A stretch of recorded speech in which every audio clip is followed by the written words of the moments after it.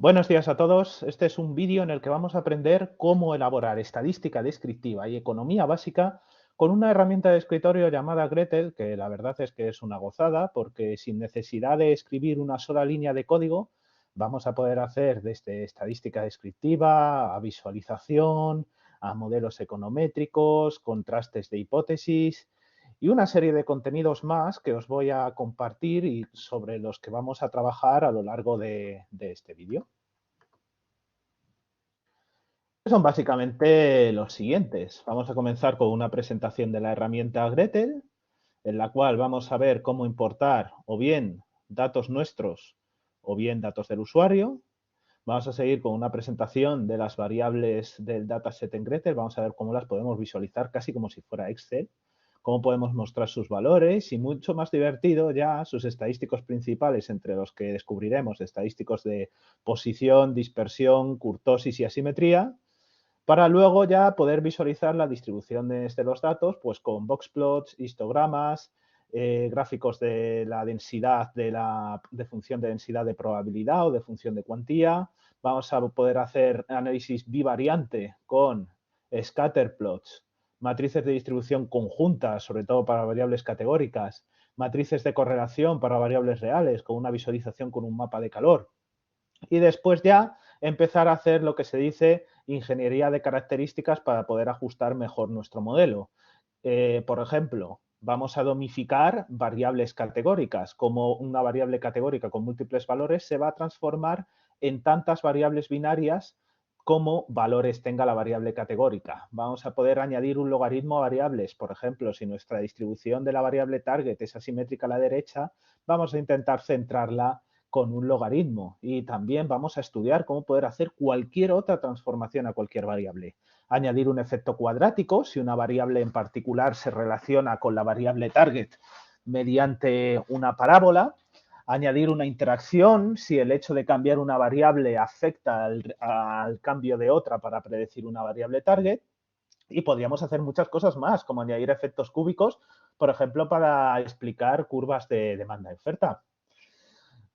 Una vez hayamos terminado de hacer todo esto, vamos a también pues, ver cómo hacer un test de contraste de normalidad a una variable, que esto es algo que en Gretel pues, es tremendamente sencillo y que te ofrece pues, múltiples test de contrastes de hipótesis, como veremos, pues, para intentar arrojar luz a si esa variable se explica mediante una distribución normal o no, ¿verdad?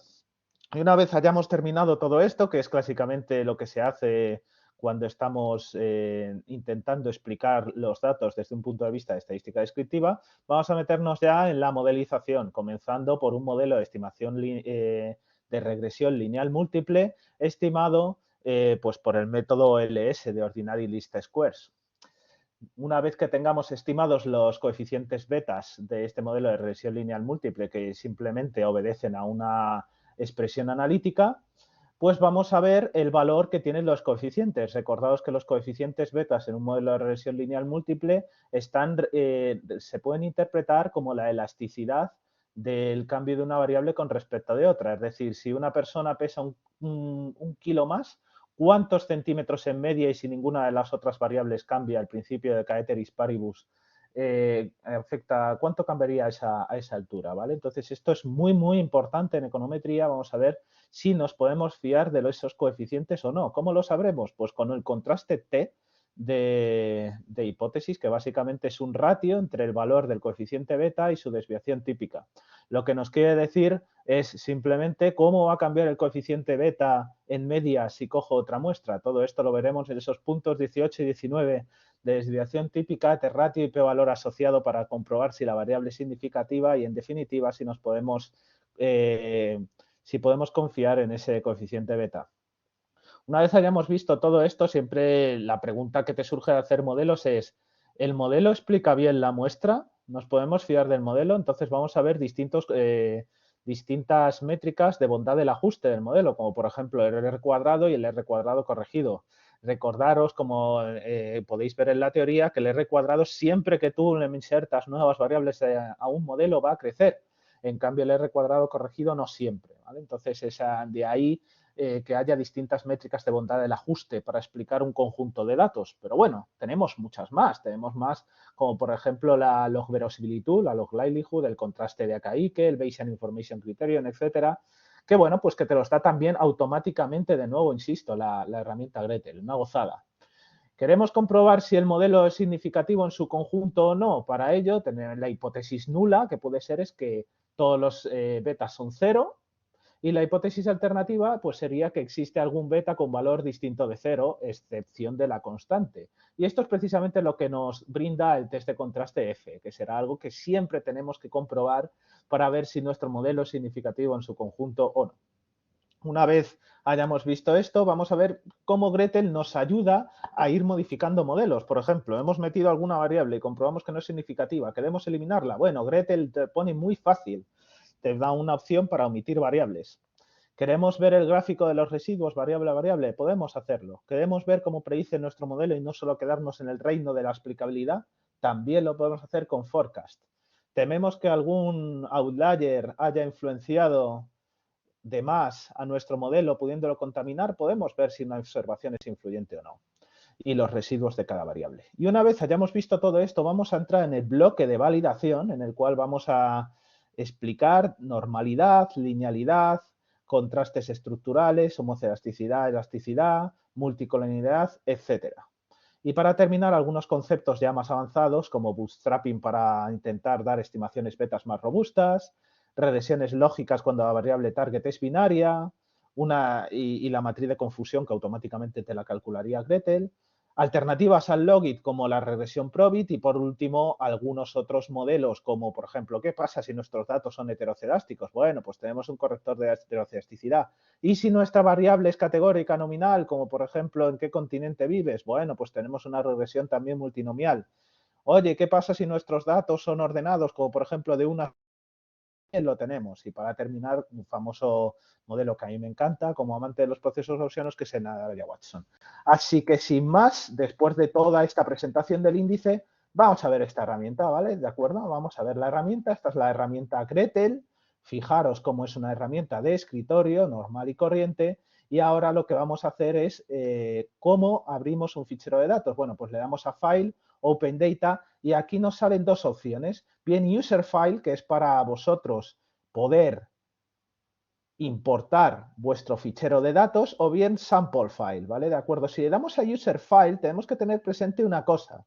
Aquí abajo nos va a salir el desplegable de tipos de fichero y le tenemos que dar a All Files, porque si no le damos a All Files, con mucha probabilidad no nos saldrá nuestro fichero Excel ni nuestro fichero CSV, que será el que tengamos que importar a la herramienta Gretel, ¿de acuerdo? Así que es muy importante aseguraros de tener puesta la función All Files. Y esto sería para poder importar vuestro fichero a la herramienta. Pero nosotros vamos a trabajar con un fichero por defecto, que es muy divertido, un fichero que por defecto te trae Gretel, y por lo tanto vamos a darle a la opción Sample File, ¿de acuerdo? Si te hace Sample File, nos salen un montón de ficheros que trae Gretel por defecto y nosotros nos vamos a centrar en un fichero muy divertido que es el salario de los jugadores de la NBA. Aquí los tenemos.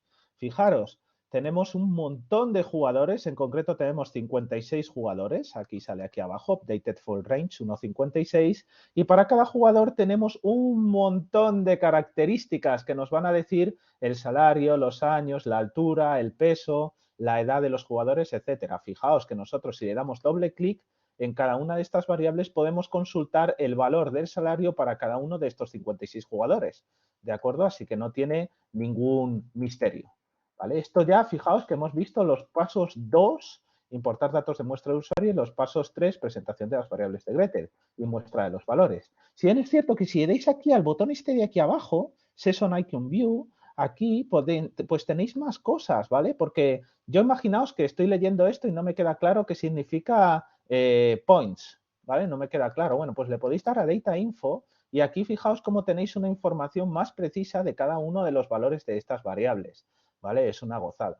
¿Que queremos ver a los datos con forma de Excel? Bueno, pues le podemos dar a Dataset. Si le damos a Dataset, fijaos cómo aquí ya sí que tenemos esa presentación de Excel de los datos donde tenemos cada uno de los 56 jugadores, tendremos un tamaño muestral de 56 jugadores y cada uno de los jugadores caracterizado por todas sus variables. Imaginaos que tenemos un pequeño fallo en alguna de las variables. ¿Podemos editar? Claro que podemos editar. Por ejemplo, aquí este jugador que tiene 27 años. Ay, no, que me he equivocado, que tenía 28, me he equivocado. Bueno, pues le damos doble clic y cambiamos de edad, ¿de acuerdo?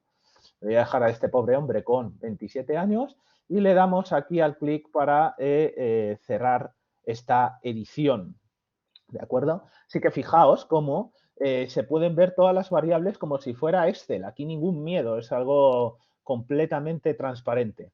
Ahora bien, viene la parte divertida. ¿Cómo puedo ver los estadísticos principales? Normalmente uno cuando trabaja con Excel está función mínimo, función máximo, desviación típica y puedes estar un montón de tiempo haciendo todo esto.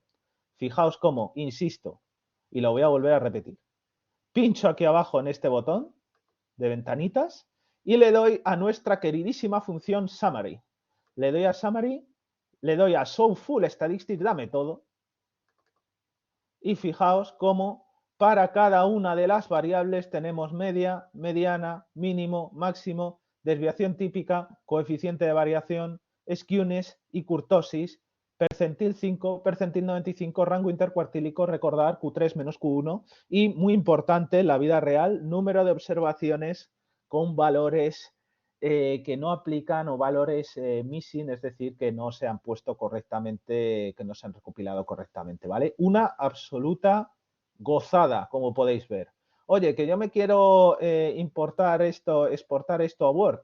Bueno, pues siempre le puedes dar aquí a Copy y se te copiará todo este contenido para importarlo, o si tienes, por ejemplo, LaTeX instalado en el ordenador, pues se te crearía un PDF con todos los summary statistics que ya puedes meter en otro documento. Muy bien. Entonces, vamos, ya fijaos que ya hemos hecho un análisis descriptivo así bastante interesante de todas las variables, ¿vale? De ello podríamos sacar muchas cosas, pero una imagen vale más que 1000 palabras, ¿verdad? Entonces, yo no me he enterado muy bien de cómo se distribuye el salario. Bueno, pues vamos a crear botón derecho, salario, le damos a Boxplot, tenemos aquí un Boxplot y aquí sí que vemos, fijaos, todo un boxplot que nos explica perfectamente esta distribución asimétrica a la derecha, que tiene salario, muy interesante, ¿vale? Muy típica en la distribución de la renta, la distribución del salario. Siempre que hay una serie de recursos que se organizan en una organización, siempre solemos tener esta distribución, ¿de acuerdo? Que lo que implica, bueno, pues es que hay una gran masa de jugadores que tiene un salario aquí entre 1.000 y 2.000. Habría que ver qué significa esto. Parece ser que es 100.000 y 200.000 dólares. ¿Vale? Y bueno, pues que luego aquí hay una cola en la distribución y aquí un outlier de algún jugador mega crack que supongo que tendrá un salario desorbitante y muy diferente al resto de los jugadores, ¿verdad? Y fijaos que este boxplot, ¿qué información nos da? Pues recordar, bueno, pues recordar que esta línea es la mediana, esta cruz de aquí es la media, la línea del final del boxplot Q3, Q1, la línea inferior, valor mínimo, al final de esta cola, valor máximo, este punto. ¿Y por qué sale aquí un punto? Bueno, porque esto se considera un outlier según el criterio de que un outlier pues es simplemente Q3 más 1,5 por el rango intercuartílico. Si el valor del punto supera esta cantidad, entonces es considerado como outlier por la herramienta. ¿De acuerdo? Entonces, mucho cuidado con los outliers para estimar modelos porque suelen distorsionarlo todo y bueno, pues yo siempre intento recomendar que sean tratados como un dato aparte, ¿vale? Fijaos que qué bien está esta herramienta, de verdad, qué buena es, porque si le doy aquí al clic en este botón, me puede guardar como PNG automáticamente este gráfico y yo luego podría exportarlo pues a un documento, estar trabajando con él, etcétera. Y vamos a tener para todos los gráficos esta opción de guardar como PNG o como PDF, que a mí me encanta y me parece espectacular, sobre todo porque nos ahorra trabajo.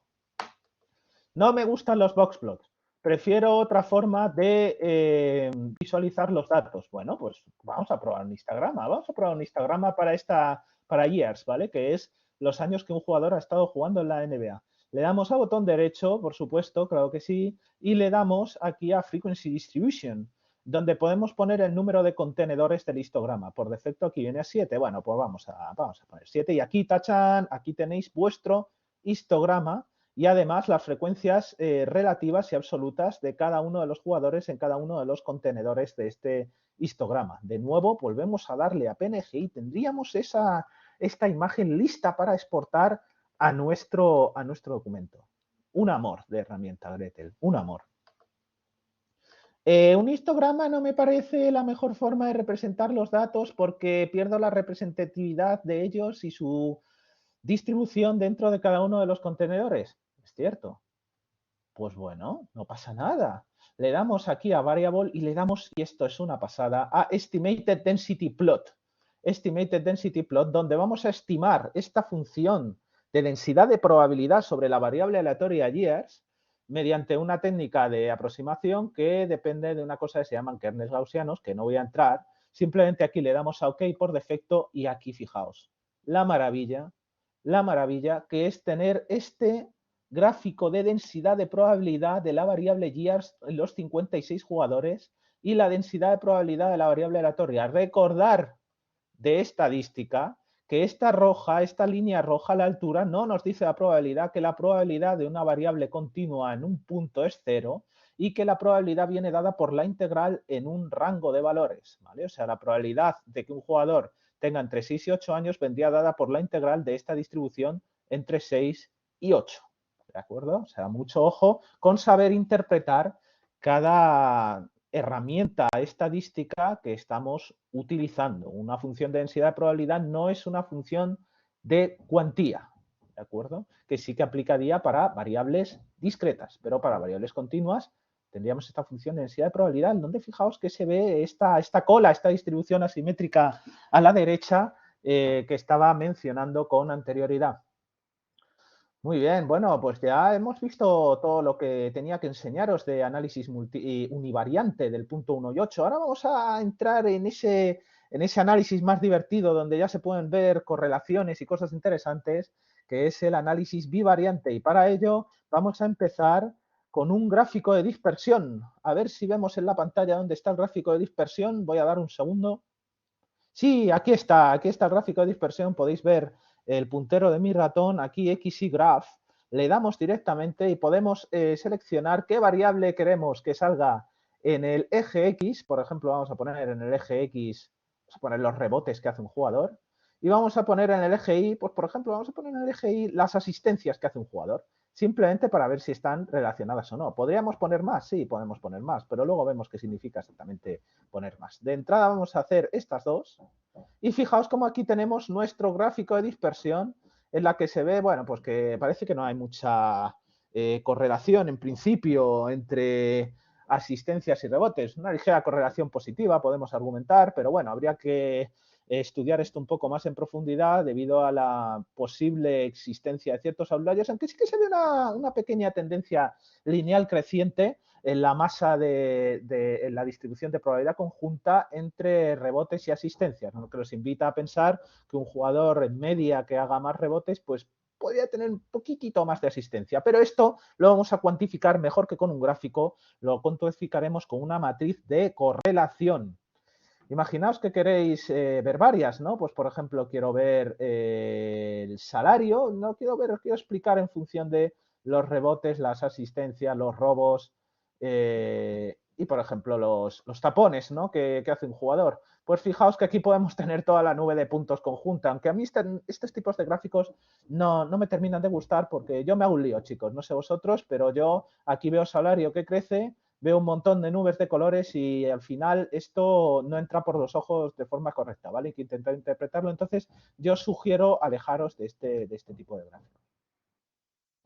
Bien, entonces, ¿qué pasa si mis variables son categóricas, que no son variables enteras? Bueno, pues podemos hacer tranquilamente una matriz, ¿de acuerdo? En la que vamos a ver cómo una variable categórica se explica con las demás. Y aquí le damos a Cross Tabulation para ver esa matriz de distribuciones conjuntas entre varias variables categóricas. Entonces, ¿qué variables categóricas puedo poner aquí? Pues, por ejemplo, si el jugador está en la posición de forward o no está en la posición de forward, y lo vamos a contrastar con si el jugador es del este y del oeste, ¿vale? Entonces, yo puedo ponerle valores numéricos o porcentajes. Veamos a ver qué es esto. Nos dice que esa cross tabulation está ready y aquí tenéis, fijaos, la mítica matriz de frecuencias conjuntas en la que vemos, por ejemplo, si un jugador no es forward y está en el oeste, pues tendríamos 17 jugadores. ¿Vale? Aquí tenemos el total de jugadores, las distribuciones marginales, recordad la distribución marginal de forward y la distribución marginal de este-oeste, ¿vale? Y cada una de las frecuencias absolutas conjuntas para cada una de las variables, ¿vale? De acuerdo, y aquí una serie de test para ver si las variables son dependientes o no, que en este caso parece que son completamente independientes, porque recordar la condición necesaria y suficiente para que una variable estadística sea dependiente de la otra, pues que se tienen que respetar los porcentajes, ¿vale? En este caso, pues no se hace, ¿vale? Fijaos cómo generalmente te da poca información una matriz de frecuencias conjuntas con la frecuencia absoluta, pero yo le puedo pedir a Gretel sin ningún problema, porque Gretel es súper majo y nos hace la vida más fácil siempre, que nos haga esta matriz de cross tabulation o de frecuencias conjuntas. Vamos a poner los mismos variables aleatorias que en el caso anterior, pero esta vez sí que lo vamos a poner con row percentage, y el cual aquí podréis ver, pues fijaos, aquí con numeritos, ¿vale? Las frecuencias condicionadas para cada una de las variables que pueden estar por filas o por columnas, ¿vale? En función de eso, pues sumatorio de filas o de columnas valdrá 100 y es condicionar una variable o la otra, o sea, una absoluta gozada, y lo que típicamente se hace pues en estadística descriptiva, que nos lo hace Gretel automáticamente y sin una sola gota de sudor. Y ahora vamos con la joya de la corona del análisis multivariante, como no, ya tardaba en salir, y es la matriz de correlación de toda la vida, ¿vale? Esta matriz de correlación, que la tenemos aquí, la tenemos en View, en la pestaña View, Correlation Matrix, ¿de acuerdo? Y cuál podemos hacer las correlaciones de muchas variables entre todas. Típicamente para ver si salario, pues se explica o está correlacionado linealmente, recordar, correlaciones son lineales, ¿de acuerdo? Puede haber dos variables que no tengan una relación lineal y entonces la correlación lineal sería cero. En otras palabras, una correlación igual a cero no implica que las variables sean independientes, solo implica que las variables son independientes linealmente, que ese apellido es muy importante. Si queremos saber si las variables son independientes o no, tenemos que recurrir a otras herramientas del análisis de datos como el Power Predictive Score o como la matriz de informaciones mutuas, que tanto me gusta a mí porque trabaja con teoría de la información, y estas cosas pues ya no las brindaría Gretel, tendríamos que acudir a Python o a R, ¿vale? ¿De acuerdo? Entonces, bueno, simplemente después de ese comentario vamos a poner aquí algunas variables para intentar hacer esas matrices de correlaciones. Vamos también a poner estas estadísticas de los jugadores en los partidos y vamos a dar OK. Le vamos a dar OK y aquí tenemos, claro que sí, esta matriz de correlación de todas las variables con todas las demás. Y dices, vaya Eduardo, qué matriz más fea. Yo aquí no me entero de nada, yo tampoco, pero no pasa nada, porque aquí tenemos este botón tan majo en la cual tachan, aquí sí que tenemos esta matriz de correlación, que ya podemos sacar cosas súper interesantes. Ya podríamos intentar excluir ciertas variables para un modelo de regresión lineal para evitar multicolinearidad. Recordad que la multicolinearidad emerge la imperfecta grave cuando dos variables no están muy correlacionadas, perdonad. Entonces, por ejemplo, si queremos explicar el salario con years y con age, evidentemente a más años tiene un jugador, más edad tendrá, más años está en la NBA, más edad tendrá, y eso es lo que nos explica, eso es la explicación a esta correlación tan grande entre years y age. Entonces tendremos que ver cuál de las dos variables está más correlacionada con el salario. Generalmente nos quedaremos con ella para intentar explicar. En este caso en particular, ni age ni years, en principio, pues parecen muy correlacionadas con el salario. Un poquito más age, menos 0,1 que years, jugado en la NBA, lo cual nos dice que al menos linealmente se puede descartar la hipótesis nula de que salario esté explicado linealmente mediante solo years y age. Así que bueno, en teoría pues no servían para mucho. Pero bueno, fijaos, vamos a comentar otro caso.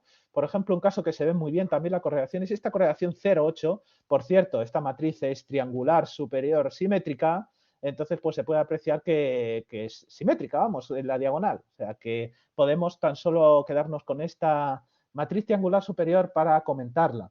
Por ejemplo, la altura con el peso tendríamos una correlación lineal de 0,8, evidentemente están muy correlacionadas, así que es lógico. A más alto eres, más pesas en media, explica un 80% la variabilidad lineal. Por comentar una que nos sale negativa, una correlación lineal inversa, recordar a más menos, a más asistencia, a más alto es el jugador, fijaos, qué curioso, tampoco que sepa mucho de baloncesto, a más alto es, menos asistencias va a hacer, generalmente porque los jugadores altos supongo que serán pivots y los pivots pues harán menos asistencias y más canastas. Fijaos cómo estos pivots también se explica que hacen más bloqueos, ¿vale? Aquí tenemos una correlación de 0,6, a más salto haces, más tapones, disculpad por la jerga de baloncesto, más tapones haces, ¿vale? Y por último, fijaos cómo games y points están correlacionados, evidentemente, a más partidos has jugado, más puntos has anotado al final en la temporada. Así que nos sale una matriz de correlación que es una pasada porque todos nuestros juicios a priori o nuestro conocimiento a priori parece que está siendo validado por los datos. Así que, perfecto. Recordar que aquí le podemos dar a este botón, salvar PNG, y entonces pues tendremos nuestra matriz de correlación directamente disponible para ser incluida en un informe, en vuestra página web, en vuestro foro, vídeos de YouTube, etcétera, lo que os dé la gana. Pero fijaos qué facilidad, con qué facilidad estamos haciéndolo todo, ¿vale? Que es al final lo que nos importa.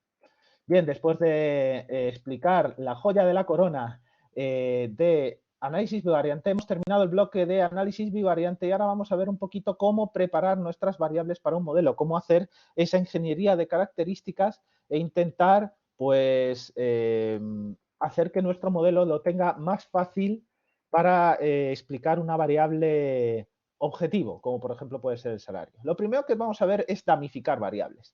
Fijaos que tenemos aquí unas variables, por ejemplo, esta variable binaria, 1 si el jugador es forward, 0 si no, o tenemos aquí también, pues, años, ¿vale? Del 1 al 13, ¿vale? Entonces, imaginaos que nosotros queremos no tan solo ver el efecto marginal medio de un año más, ¿vale? De los jugadores, sino que queremos 13 efectos marginales medios. El efecto marginal medio de 1 al 2, del 2 al 3, del 3 al 4, del 4 al 5, cómo cada escalón de año explica de forma diferente el salario. ¿Cómo podríamos hacer esto? Damificando una variable que generalmente se hace para variables categóricas nominales, pues no tenemos muchos en este dataset, así que como ejemplo lo vamos a hacer para esta. Si le damos botón derecho Damify, crearemos tantos valores. Fijaos, en Coded Years as Dummies, las variables binarias, tendríamos tantas variables binarias como valores tenga la variable. Si le damos, ya le hemos dado, fijaos como aquí, ahí lo tenemos. Un jugador va a tener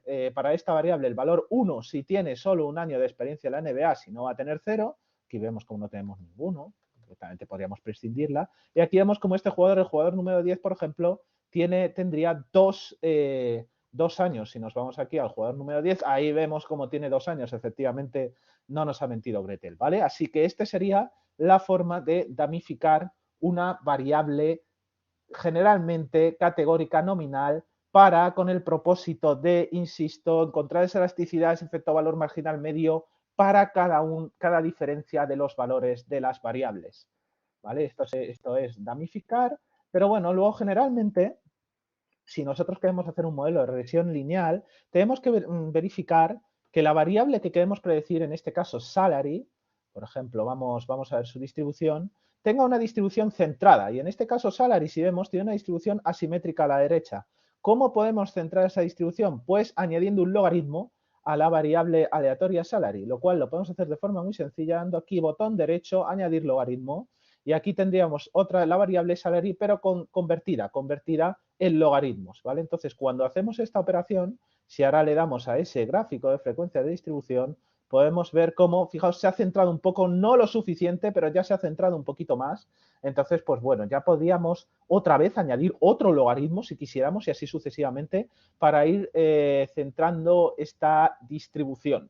¿De acuerdo? Fijaos que de verdad no hay ningún problema en volver a añadir un logaritmo todos los que queramos, ¿vale? Con ese objetivo de ir centrando la distribución. Fijaos como aquí ya tenemos otra cosa bastante centrada, pero nos sigue dominando la cola. Entonces podemos hacer este proceso tantas veces como queramos. Si le damos a botón suprimir, suprimiríamos esas variables creadas, ¿de acuerdo? Vamos a seguir viendo contenidos y ahora nos vamos a ver pues añadir otras transformaciones a variables, como por ejemplo efectos cuadráticos o interacción. Vale, aquí hay varias formas de hacerlo. Por ejemplo, si nosotros le damos a, vamos a ver cómo era, a variable, la verdad es que, mira, logs of selected variables, squares of selected variables, ¿vale? Podríamos crear el cuadrado de una variable, todas de un plumón. Entonces, como esto es un poquito, a mí me gusta un poquito menos, generalmente yo lo que hago, de forma general, es dar botón derecho sobre cualquier variable y darle a definir variable. Definir variable y yo ya pongo la variable que yo quiera. Por ejemplo, years, si quisiera hacer su variable al cuadrado, pues sería tan fácilmente como poner years2 de cuadrado y years por years.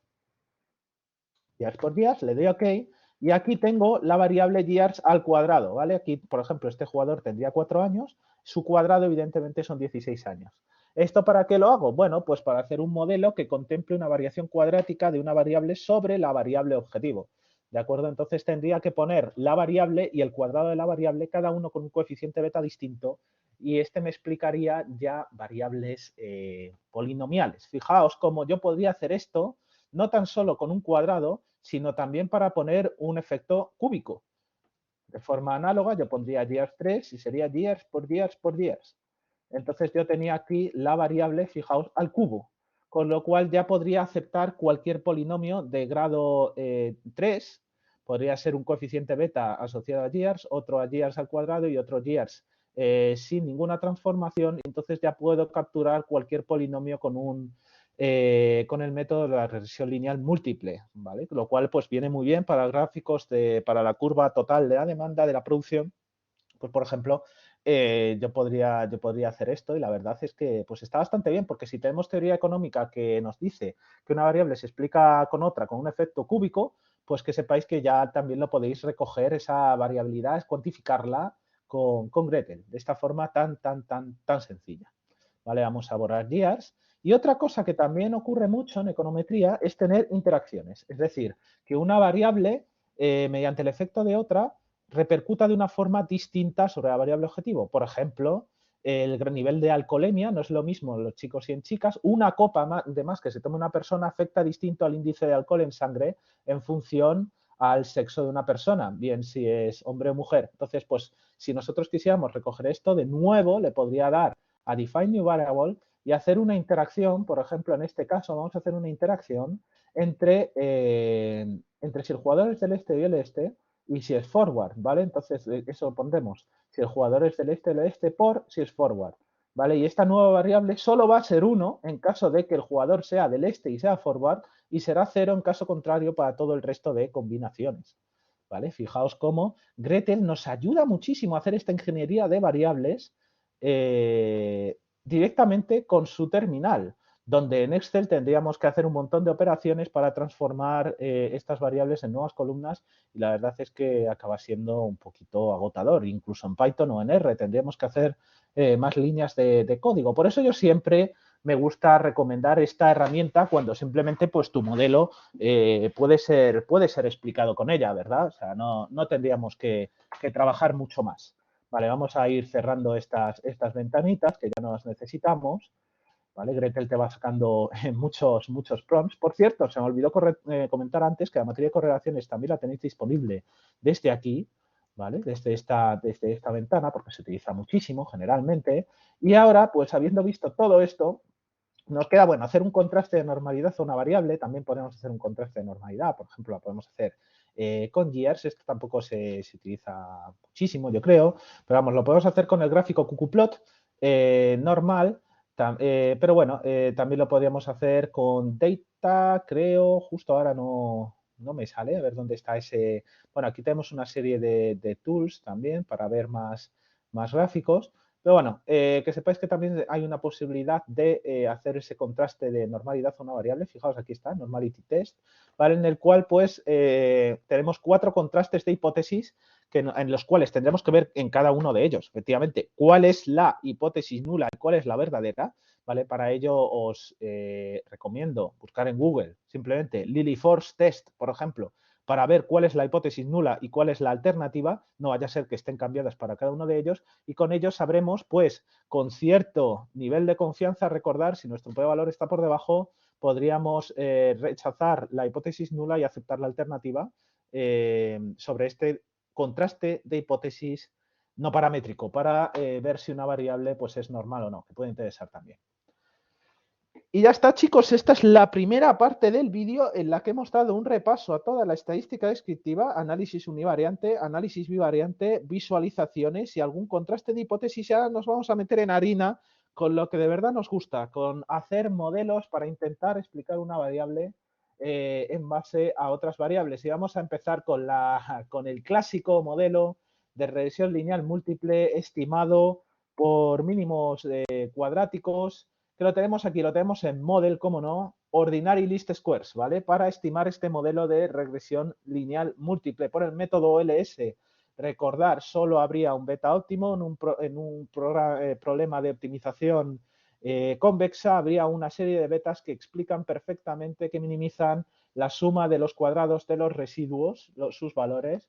Para encontrar los valores estimados por este método, pues le damos aquí a modelo y elegimos nuestra variable dependiente. Elegimos nuestra variable dependiente, yo aquí pongo salary, y elegimos una serie de regresores, de variables explicativas, de variables independientes que van a explicar esta variable dependiente, esta variable salary. Nosotros vamos a coger, por ejemplo, las estadísticas de los jugadores de la NBA, porque, bueno, yo entiendo que más rebotes, más asistencia, más robos, más tapones, más puntos, pues tendremos mayor salario. Ojo, ojo, ojo con problemas de multicolinealidad. Recordad que si tenemos correlaciones grandes, pues bueno, en principio no nos vamos a poder fiar tanto de estos coeficientes beta. Pero bueno, nosotros vamos a empezar simplemente poniendo esto. Voy a poner también el número de partidos jugados, por ejemplo.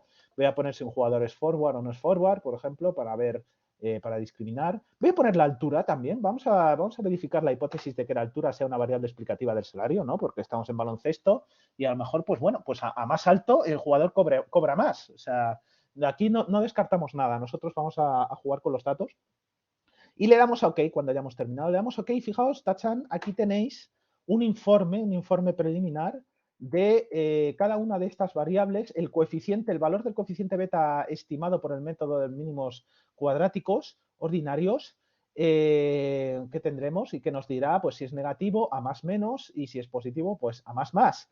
Y tenemos los p-valores asociados a cada una de estas variables que nos dicen si la variable es significativa o no es significativa, ¿vale? Recordar, la hipótesis nula del contraste T nos dice que la variable no es significativa, es decir, que su valor, su coeficiente beta será igual a 0, y la hipótesis alternativa, simplemente por el complementario, nos dice que si es significativa, es decir, que su valor beta es distinto de 0 independientemente de la muestra. En otras palabras, si el p-valor es muy alto, ello nos dice que el valor del coeficiente beta va a poder cambiar muchísimo si variamos la muestra. ¿Vale? Por ejemplo, bloqueos. Bloqueos nos dice que a un bloqueo más pues se cobra esta cantidad más de dinero, pero fijaos cómo el estándar error asociado a este coeficiente es muy alto. En consecuencia, el contraste T, el ratio T es muy bajo. Recordar que el ratio T es el coeficiente entre la desviación típica, mayor desviación típica en relativa a coeficiente, tendremos un contraste T más bajito en valor absoluto, y ello indirectamente hace referencia al p-valor. Recordar que el t cae en una t de Student al final, que es la distribución del estadístico. Valores más bajos son más comunes bajo la hipótesis de nula. ¿De acuerdo? Entonces, aquí esto nos quiere decir, en otras palabras, que bloqueos, probablemente si yo cambio la muestra, cambiaría tanto su valor que el valor coeficiente no es representativo. Es decir, si yo cambio la muestra aquí, esto lo podéis ver como un más menos, nuestro coeficiente beta pues cambiará 1,76 más menos 1,54, lo cual es completamente poco significativo, porque no le podemos decir en ningún momento a una persona que esta justo sería la elasticidad de bloqueos, porque puede cambiar tanto en función de la muestra que no nos podemos fiar de ella. En cambio, si nos podemos fiar de ella, pues a lo mejor con puntos, ¿no? Con 0,5, 0,20, bueno, pues tiene una variación más pequeña y la variable pues sería un poquito más significativa. De todas maneras, aquí yo intuyo que hay problemas serios de multicolinealidad, de heterocelasticidad y demás cosas que están distorsionando claramente los valores de las coeficientes y que harían que no nos podamos fiar del método de regresión lineal. Recordar, cuando cogemos un modelo cuantitativo, tenemos que verificar una a una las hipótesis que hace el modelo sobre los datos, y si cualquiera de las hipótesis del modelo no la respetan los datos, entonces no nos vamos a poder fiar de esos coeficientes beta del modelo. Por ejemplo, si los datos son heterocedásticos, no nos podremos fiar del modelo de regresión lineal múltiple. Más adelante en el vídeo veremos cómo verificar esto. ¿De acuerdo? Una cosa que es importante son estas dos métricas de bondad del ajuste, el R cuadrado y el R cuadrado ajustado. Recordad, el R cuadrado nos está explicando la varianza explicada por el modelo más allá de la media, más allá de coger la media del salario y predecir la media. Esto sería el criterio ingenuo, ¿vale? Lo que puedes hacer sin necesidad de recurrir a ningún modelo y evidentemente el modelo tiene que funcionar mejor o explicar mejor la varianza que simplemente coger la media del salario, porque si no, según el criterio filosófico de la navaja de Occam, si dos modelos tienen igual rendimiento y uno es más simple, entonces siempre vamos a coger el modelo más simple. Así que esta regla de la mayoría en problemas de la regresión, que sería simplemente coger la media, utilizar como modelo la media para explicar una variable, salario, por ejemplo, diríamos siempre predeciríamos el salario como la media, pues vamos a intentar mejorarla, ¿no? Y esto significa que el modelo ha conseguido explicar el 22% de la variabilidad del salario en función a las variables anteriormente puestas. ¿Vale? ¿Qué es lo que pasa? Que esta métrica de bondad del ajuste suele estar muy sesgada y a más variables le metas, más va a valer, lo cual puede dar una sensación de engaño porque también recogería las correlaciones espurias. ¿Vale? Por ejemplo, correlaciones espurias, pues tendríamos que, hay una muy interesante del chocolate y los piratas, pero en fin, que no tiene ningún tipo de sentido y que solo están explicadas al azar. Entonces se recurre a otra muestra de bondad del ajuste llamado R cuadrado ajustado que intenta que siempre va a tener un valor menor o igual al R cuadrado ajustado y que nos va a decir simplemente, pues, nos va a quitar ese sesgo. Fijaos cómo baja un montón, baja un 9%, queriéndonos decir que un montón de las variables que hemos puesto aquí, pues no son significativas, ¿de acuerdo? Tenemos más cositas, tenemos un p-valor f asociado al contraste de hipótesis f que nos dice si el modelo es significativo en su conjunto. Y fijaos cómo nos sale aquí un f muy alto con un p-valor del 11%, lo cual no podríamos utilizar para descartar la hipótesis nula de que el modelo no es significativo en su conjunto y que por lo tanto esto, en palabras más cotidianas, pues no sirve para nada, ¿vale? Este modelo que hemos estimado. Este p-valor siempre va a tener que, siempre os recomendaría que tengáis un nivel de significación muy bajito, quizás un 1%, y que el p-valor pues tenga un valor menor a él, ¿vale? Recordar que el contraste F pues es aquel que todas las variables beta son 0 y si una variable beta es distinta de 0, entonces pues esa es la hipótesis alternativa, ¿vale? Muy importante siempre que veáis un p-valor saber, tener estudiado a qué referencia hace y en qué distribución está. Esta es la FNS-Nedecore, esta es la TD-Student y hay que saber muy bien qué significan las hipótesis nulas y alternativas, porque si no vamos a trabajar muy mal con los p-valores. ¿Vale? Y bueno, este recuadrado ajustado y este recuadrado que os he dicho, pues tienen distintos pros y contras, por lo cual se recurre a otras métricas de bondad del ajuste, como por ejemplo la log verosimilitud, la log likelihood, que se puede aplicar para elegir entre varios modelos. Por ejemplo, yo tengo este modelo con 8 variables independientes.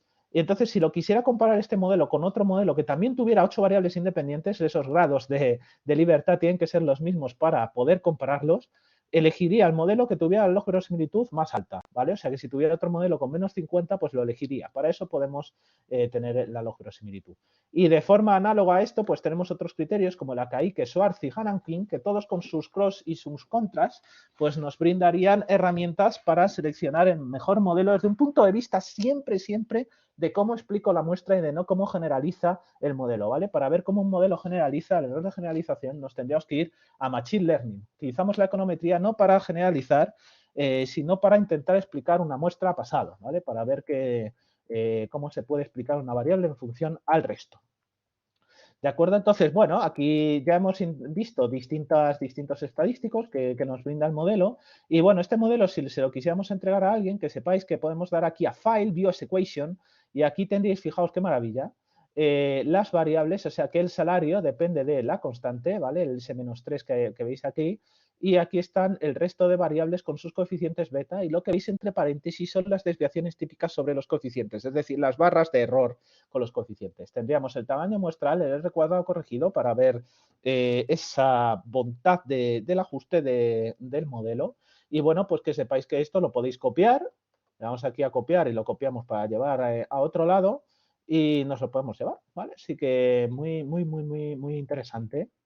Y bueno, también, imaginaos, fijaos, este modelo, pues aquí vemos que este modelo, la variable forward, no nos sirve para nada, claramente, y los robos tampoco parece que nos sirvan para nada. Queremos hacer otro modelo excluyendo esas dos variables. ¿Podemos? Sí.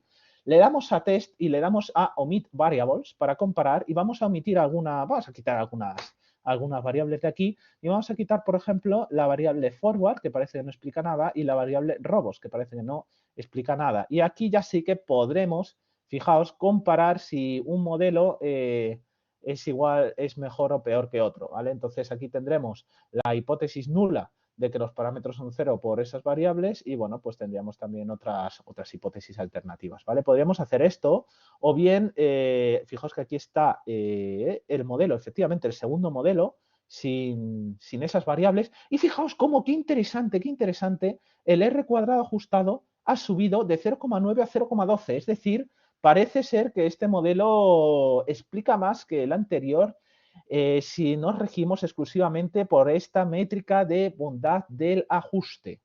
¿De acuerdo? Muy interesante también, muy interesante que ese p-valor asociado al estadístico F ha bajado de 0,13 a 0,04, lo cual nos da más seguridad de que este modelo es significativo. Y aquí podemos seguir, por ejemplo, omitiendo más variables, creando nuevos modelos, quizás sean más significativos. Ahora, por ejemplo, voy a excluir la altura y voy a excluir los rebotes y vamos a ver si voy a estimar ese modelo y vamos a ver si esas métricas siguen mejorando para encontrar un modelo que nos satisfaga más. Fijaos, qué maravilla. Aquí estamos comparando los dos modelos, este modelo con menos variables aún, siempre buscando la máxima significación para cada una de las variables. Recordad que el meter más variables a un modelo lo hace que sea, por la maldición de la dimensionalidad, más y más complejo de explicar una variable, ¿no? Entonces, fijaos cómo aquí al seguir omitiendo variables, nuestros estadísticos siguen mejorando. Bueno, aquí ya el R cuadrado ajustado no, pero en cambio el F sí, Entonces, pues bueno, habría que ir ya con cuidado un poquito. Evidentemente el R cuadrado baja, el R cuadrado, ¿por qué baja? Porque estamos quitando variables y siempre que nos quitamos una variable encima, ese R cuadrado nos va a bajar. Entonces, pues bueno, aquí hay que ir con muchísimo cuidado intentando encontrar cuál es la mejor solución, verificando muchas hipótesis y siendo muy, muy, muy metódico hasta encontrar un modelo que nos satisfaga.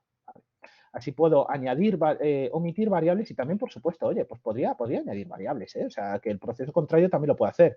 Por ejemplo, average points, pues lo podría meter, ¿vale? Aquí podría meter average points, se me estira otro modelo casi con average points y tachan, fijaos, cómo average points es una pedazo de variable significativa con un p-valor súper, súper bajo, 3 estrellas, una señora variable significativa que nos ha duplicado, chicos, duplicado el R cuadrado ajustado de un 0,12 a un 0,246. Explicamos el 25% ya de la variabilidad tan solo por haber metido esta variable. Tenemos un estadístico F que ha caído drásticamente, muy buena noticia, ha caído de 0,04 a 0,003, con lo cual ya empezamos a tener con esta variable average points como la necesitábamos, un modelo más significativo. ¿Por qué ha pasado esto? Porque simplemente parece ser que el salario está influenciado por los puntos que de media mete un jugador en un partido.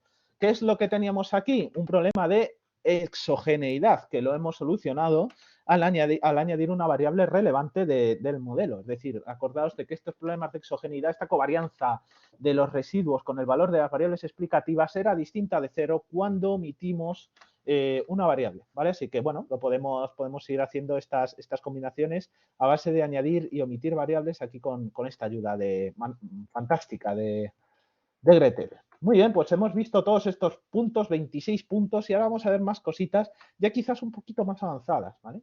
Podemos ver gráficos de residuos, podemos hacer gráficos de residuos, o bien de residuos generales con un boxplot, o bien contra una variable, por ejemplo, contra los juegos, y tenemos aquí por los gráficos de unos residuos, ¿vale? Como podemos ver aquí ciertos temas de homocedasticidad, heterocedasticidad, los podemos incluso ver viendo cómo va variando el valor de juegos y cómo los residuos cambian en función de cómo se incrementa esta variable. Aquí, por ejemplo, tendremos una heterocedasticidad clarísima, porque vemos que a más juegos hay una mayor variabilidad y a menos juegos, pues en media menos. Y bueno, luego tenemos ciertos outliers que, ojo, que siempre tendríamos que observar con mucho cuidado. Me interesa saber por casualidad, ya que nos ha salido average points tan alta, vamos a ver este gráfico de variables contra average points Vamos a añadir average points al modelo.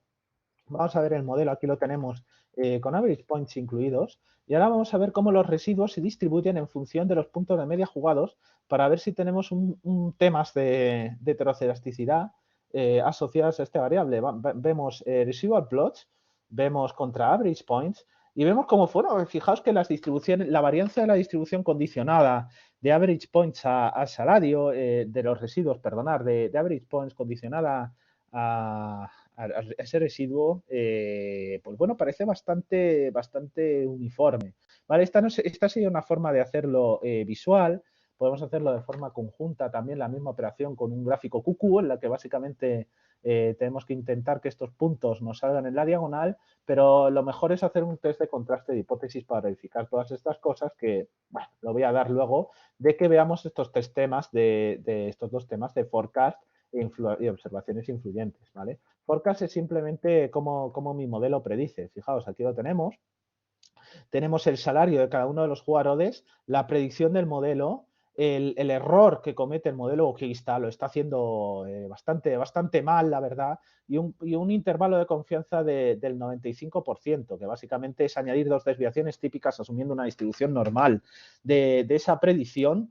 Recordar que la normal Z1 tiene el 95,5% de masa de la probabilidad entre el área dada por la media menos dos desviaciones típicas y la media más dos desviaciones típicas. Y bueno, luego podemos pues, ver aquí este pequeño gráfico tan chulo que nos da, fijaos, como ese primer jugador que lo hacía tan mal, que os lo he dicho, todavía llegaría a estar dentro del intervalo del 95% de confianza, pero por poquísimo.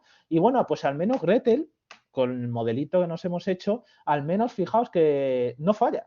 O sea, que este no es gráfico, este intervalo del 95% para explicar el salario, pues queda perfectamente explicada básicamente casi todos los salarios de los jugadores, que por cierto, ojo, mucho ojo, que aquí estaban ordenados decreciente. Esto para Machine Learning, si alguien hace un split train test y los datos están ordenados decrecientemente y no se preocupa de desordenarlos de forma aleatoria, los resultados pueden ser catastróficos. Pero bueno, tampoco es que nos diga mucha información el modelo, porque fijaos como un gráfico, como un intervalo del 95% nos cubre prácticamente todo el rango de la variable, ¿vale? Así que, bueno, así es fácil predecir, pero bueno, esto, insisto, toda esta información la explico con motivos didácticos. Evidentemente, luego para hacer un estudio más serio habría que estudiar muy bien la teoría primero económica de esta variable para luego proceder con un estudio econométrico de este estilo, ¿vale? ¿De acuerdo? Entonces, más cositas. También podemos tener esas observaciones influyentes que nos pueden estar fastidiando un modelo siempre. Aquí tenemos los 56 jugadores, fijaos, y esto nos sirve para ver cómo un jugador pues, puede hacer, mediante la métrica de F-Fitch, que se distorsione generalmente todo ese estudio. ¿Vale? Sí que hay que tener aquí mucho cuidado en verificar esta influencia para cada una de las variables e intentar discriminar cuáles son las variables con mayor influencia, con mayor valor de df-fit o también con esa influencia, ¿vale? Porque nos pueden estar fastidiando el modelo. Es una forma muy fácil de encontrar outliers y quitárnoslos de encima o pensar qué hacer con ellos, ¿vale? Es muy importante que esto sea bastante uniforme y que no encontremos una variable, por ejemplo, esta que era justo, si os fijáis, justo era el jugador de sueldo más alto. O sea, fijaos que bien funciona el DF-Fit para encontrarte estos outliers y tenemos que quitarlos, chicos, tenemos que quitarlos. Generalmente esto es una cuestión del residuo. A mayor es el residuo, pues mayor nos puede estar fastidiando esta observación en el modelo. Entonces, mucho cuidado con estas observaciones e intentamos siempre quitárnoslas de encima.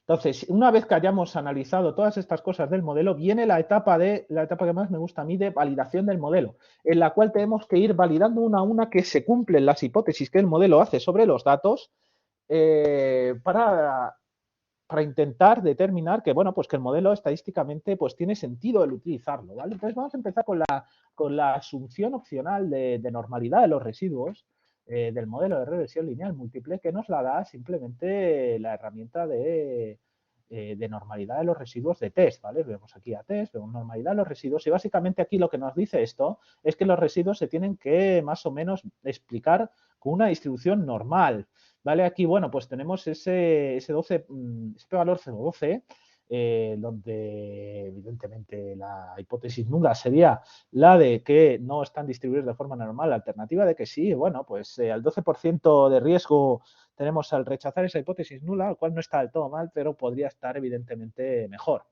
¿Vale? Entonces, pues bueno, básicamente tenemos esta. Fijaos, esta cola que tenemos aquí, ese salario, esos outliers que nos están fastidiando la distribución de los residuos, ¿vale? Ese salario grande que hace que luego tenga un residuo grande, evidentemente, el modelo a predecir el jugador, y que los tendríamos eventualmente que quitar de encima. ¿Y cómo mejoraría la estimación de estos residuos si nos quitáramos ese outlier de encima? Fijaos cómo todo esto lo podemos diagnosticar de forma sencilla con todas estas herramientas que nos brinda Gretel.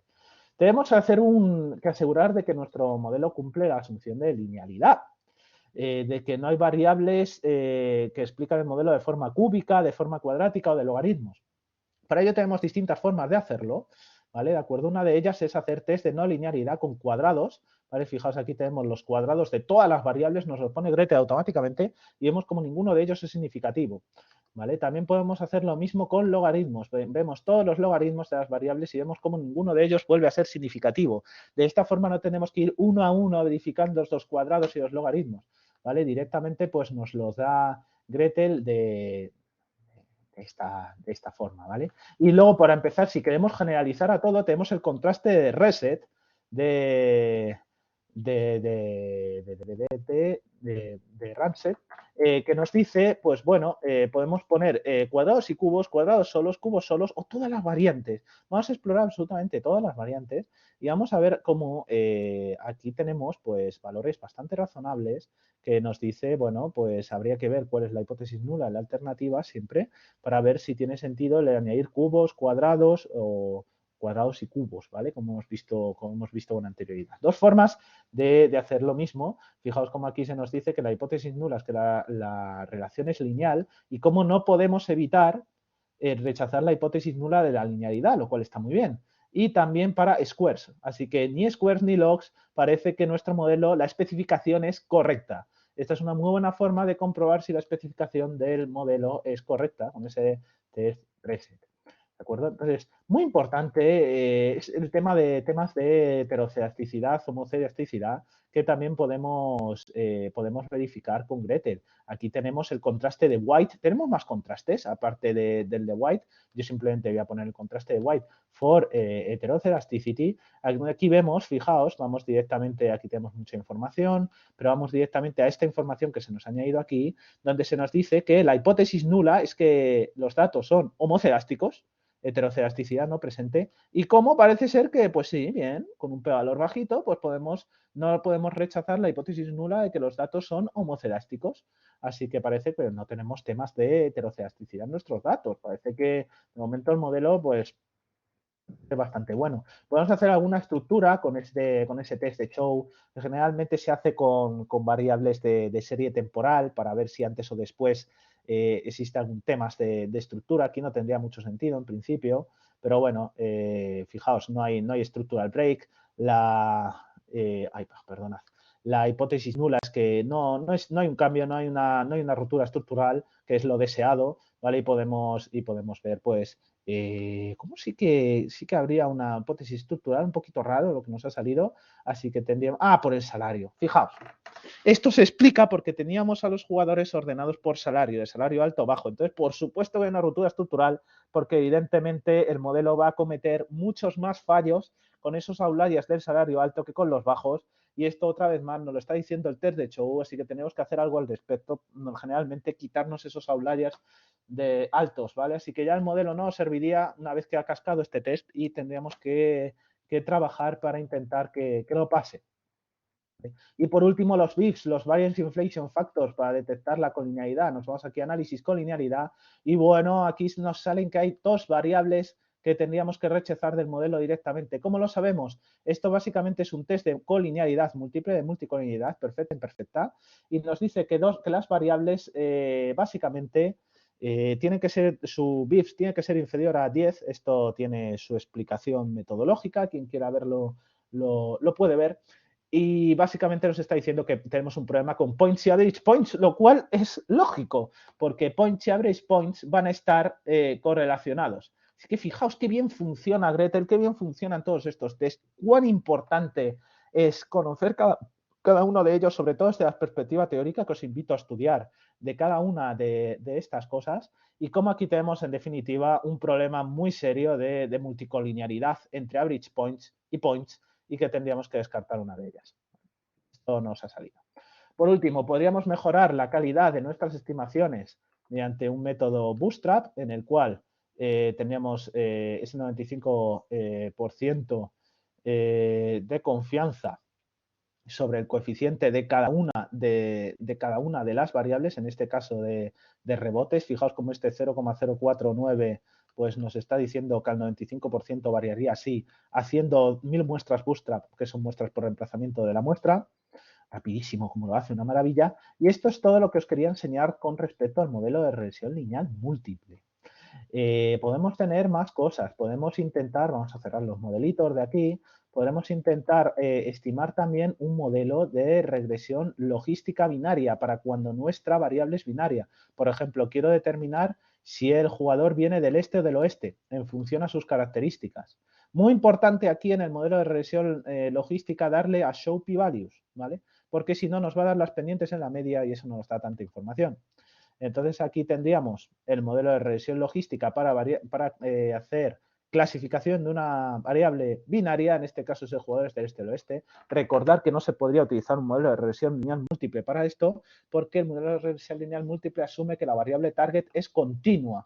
¿Vale? En este caso la variable target no es continua, sería binaria, por lo tanto necesitamos un modelo de regresión logística. Y tendríamos una matriz de confusión que nos dice, evidentemente, los fallos cometidos por el modelo y los aciertos. Tenemos que el modelo predice correctamente un 58,9 y esto lo tendríamos que comparar con la regla de la mayoría, que la regla de la mayoría, la clase más común, la moda, la distribución de esta variable binaria sería 31, es decir, 21 más 10, hay 31 jugadores que serían del este. Como 33 es mayor a 31, entonces el modelo es mínimamente significativo, muy poquito, un McFadden R-square de 0,12 solo, pero bueno, algo hace. En otras palabras, podemos batir a la regla de la mayoría, pero no por poco, a la hora de intentar predecir si un jugador o intentar explicar la procedencia de un jugador en base a esas variables y en base a ese modelo. Ya hay otra variante de la regresión lineal múltiple que en vez de hacer una función sigmoide al logit a ese modelo de regresión lineal múltiple, que recordar que la regresión logística lo que mete es la función sigmoide por encima, pues también podemos meter la acumulada a una normal en el modelo de regresión probit, ¿vale? Del mismo modo hacemos probit binary y cogemos, insisto, esto es una variante del modelo de regresión logística, hacemos los p-values y generalmente van a seguir resultados muy parecidos. Aquí mejoramos un poquito más, mejoramos de 33 a 35. Tenemos 31, fijaos aquí, esto siempre funciona bien, pero ambos modelos son bastante malos, ¿vale? Son modelos bastante malos, aunque aquí sí que es cierto que el probit nos daría mejores resultados que el logit. Es un poquito, al final depende de la curva, depende de una serie de asunciones que se hacen sobre esa distribución y bueno, son dos modelos análogos. Y bueno, tenemos más modelos, chicos, que podríamos utilizar ya para cerrar este vídeo de básicos de fundamentos de econometría, que es, bueno, quedaría muchísimo por ver, podría hacer vídeos durante horas de todos los Generalized Linear Models que están por encima de estos, pero que sepáis que si vuestros datos son heterocedásticos, tenemos aquí un modelo con Robust Estimation.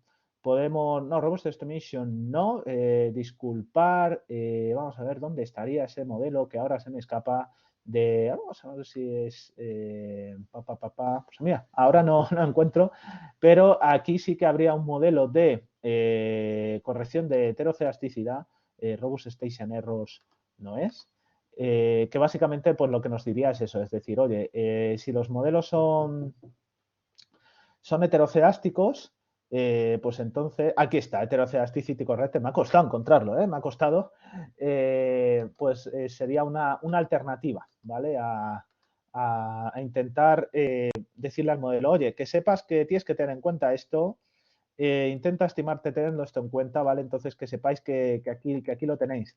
Tenéis más, tenéis, si la variable es multinomial, ¿vale? En vez de binomial, la que queremos predecir, si es una nominal, ¿vale? En vez de binomial, pues que sepáis que tenéis aquí en el logit, tenéis multinomial también, ¿vale? Tenéis multinomial con el cual podéis predecir una variable multinomial y ordenada también. O sea, si es de 1, 2, 3, 4, 5 ordenada, ¿vale? Una variable entera. En general tenemos ahí todos los modelos de binomial negativo, regresión de Poisson, ¿vale? Que los tendríamos pues aquí en modelos logit y ordered, ¿vale? Entonces, con data también tenéis distintas cosas, ¿de acuerdo? Entonces, nada más, chicos. Espero que hayáis disfrutado muchísimo de este repaso de econometría muy rápido. Recordad que para ver este vídeo es necesario conocer los fundamentos teóricos de la econometría, que el propósito de vídeo simplemente es ilustraros cómo en Gretel pues, se puede hacer todo esto de forma muy sencilla, en muy poco tiempo puedes realizar grandes trabajos y espero que os haya gustado mucho y nos vemos por clase y en las redes sociales. Hasta luego, chicos, y un placer.